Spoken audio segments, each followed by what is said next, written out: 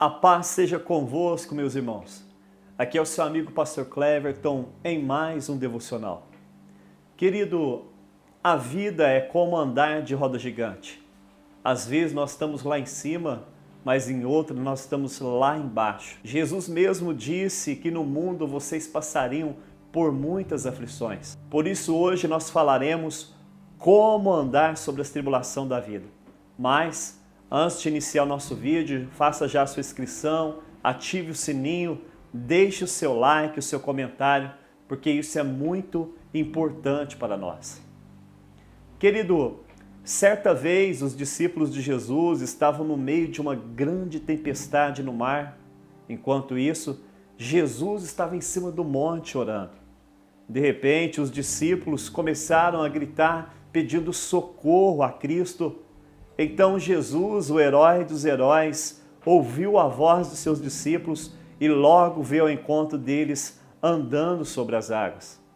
E você, gostaria também de andar sobre as águas da vida? Querido, talvez você pergunte, mas o que significa andar sobre as águas? Significa andar sobre as tribulações da vida.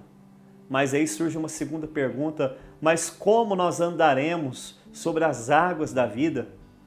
Querido, se nós fôssemos falar sobre tribulação, a gente falaria o dia todo, porque o nosso tempo ele é curto, ele é escasso. Hoje nós vamos falar apenas sobre algumas tribulações que nós passamos. Talvez, querido, você está passando pela tempestade das águas da frustração, do ressentimento, da mágoa. Algo ou alguém te deixou ferido. Aí você pergunta, pastor, como eu vou vencer esse problema do ressentimento e da mágoa? Nós só podemos vencer isso, querido, através da submissão a Deus. Devemos lembrar que Deus é soberano e não nós.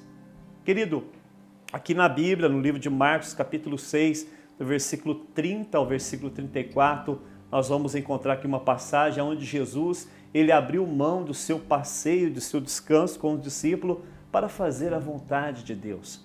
Veja comigo o que diz aqui, em Marcos 6:30. E os apóstolos voltaram à presença de Jesus, eles relataram tudo o que tinha feito e ensinado.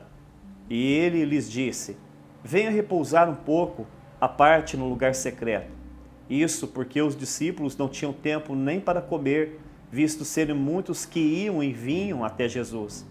Então eles foram de barco para um lugar deserto à parte. Muitos, porém, os viram sair e, reconhecendo eles, correram para lá a pé de todas as cidades e chegaram antes deles. Ao desembarcar, Jesus viu uma grande multidão e se compadeceu deles, porque eram como ovelhas que não tinham pastor. Então Jesus começou a lhes ensinar muitas coisas. Querido, interessante que na oração do Pai Nosso, Jesus nos ensinou que venha a nós o teu reino e que seja feita a tua vontade e não a nossa. Muitas vezes nós ficamos ressentidos, ficamos frustrados, ficamos magoados, porque nós não entendemos que Deus é soberano e muitas vezes nós queremos tomar o lugar de Deus e por isso nós sofremos. Mas nessa passagem aqui, a gente vê que certa vez Jesus combinou um piquenique com seus discípulos, por assim dizer. Eles não tinham, aqui a palavra diz que eles não tinham tempo para comer, não tinham tempo para descansar, porque eles estavam fazendo atendimento o dia todo. Então Jesus convidou, falou, hoje é o nosso dia de descanso. Mas para surpresa deles, quando eles começaram a navegar para o outro lado, as multidões perceberam que eles estavam indo e chegou primeiro do que eles. Querido, o que você faz numa situação dessa? Como você age? Nem tudo na vida, querido, vai sair como nós planejamos. Quando alguma coisa acontece conforme aquilo que você não quer, o que você faz? Você fica frustrado? Você fica ressentido? Você fica magoado? Se você, querido, quer vencer essa tempestade da vida, a primeira coisa é você entender a soberania de Deus e se submeter a ela. Querido, talvez você está passando então pela tempestade das águas da compaixão, das águas do amor próprio. Você só pensa nos seus próprios negócios e você não consegue ver ninguém em sua volta. Aí você pergunta, pastor, como que eu venço o egoísmo, o amor próprio? Nós só vamos vencer esse obstáculo através do amor, da compaixão, enxergando como Jesus as pessoas em nossa volta.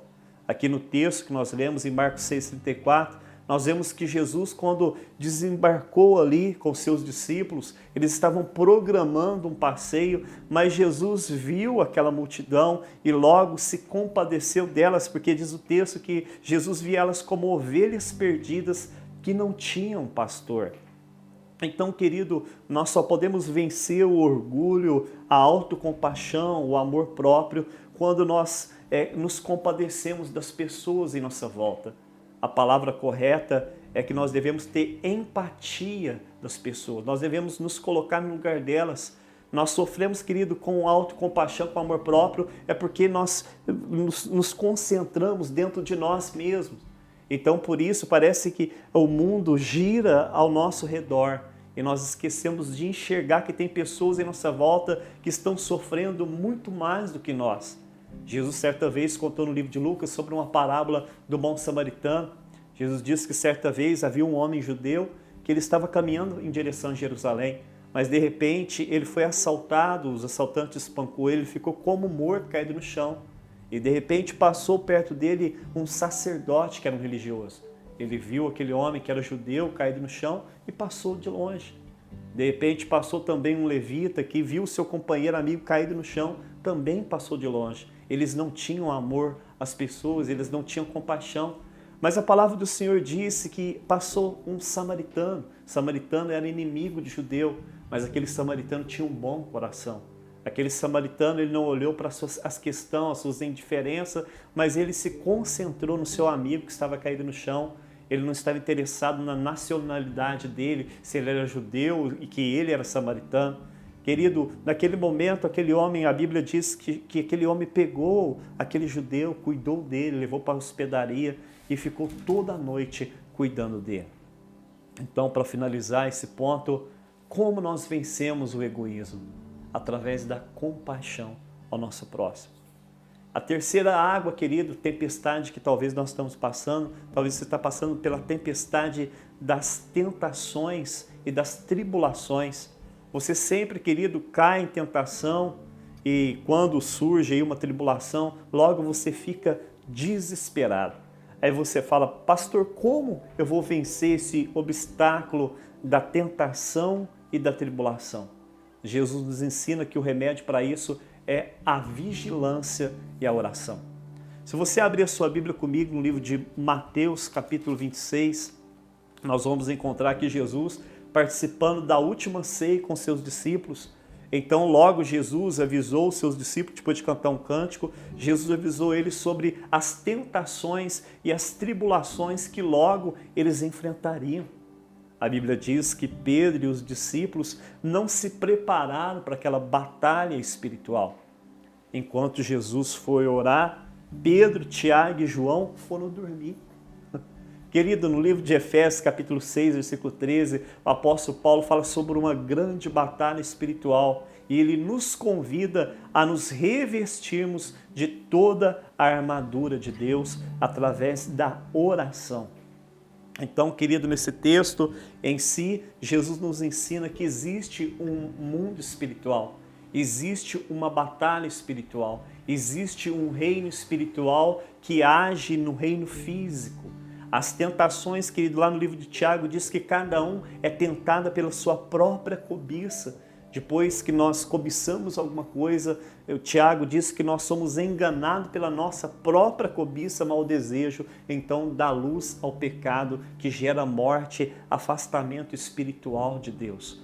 Nós vencemos a tentação, Jesus disse para os discípulos, quando ele estava dormindo, então nenhuma hora vocês puderam vigiar comigo, vigiem e orem para que vocês não caiam em tentação.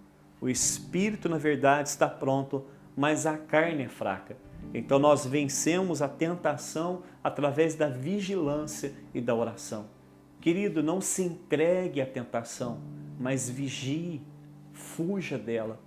Ah, pastor, mas eu não tenho força. Se você não tem força, porque você disse que a carne é fraca, então ore, faça uma consagração, faça um jejum. Existe uma batalha espiritual. Quando você, querido, está passando por alguma tribulação na vida também, está passando alguma dificuldade, você tem que aprender a buscar socorro em Cristo. Quando Jesus e os discípulos estavam dentro de um barco, veio uma tempestade e a palavra diz que a primeira coisa que Pedro fez é acordar Jesus e apresentar Jesus aquele problema. É isso que nós devemos fazer então. Nós só vamos vencer, querido, então, essa batalha espiritual através da oração, do jejum e da vigilância. Querido, só para concluir a mensagem de hoje, como venceremos a tempestade, as tempestades da vida?